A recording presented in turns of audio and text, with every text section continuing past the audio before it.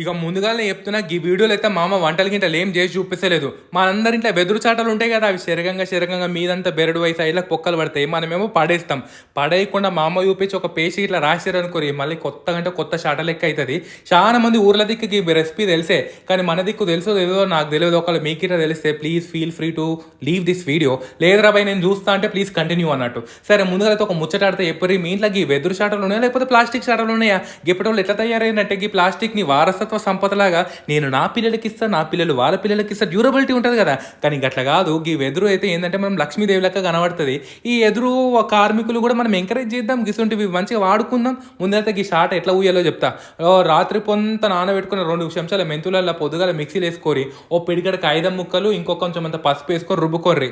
తర్వాత మెత్తగా పేస్ట్ అయినాక షాటకు 2 దిక్కులు రుద్దేసుకున్నారు అనుకోర్రి. ఒక పూట అంతా ఎండలో పెడితే తెల్లారలేపు కొత్తగా షాట రెడీ అవుతుంది. చూస్తున్నారు కదా, మీరు బీ ఇట్లా చేసుకుంటే చేసుకోరి.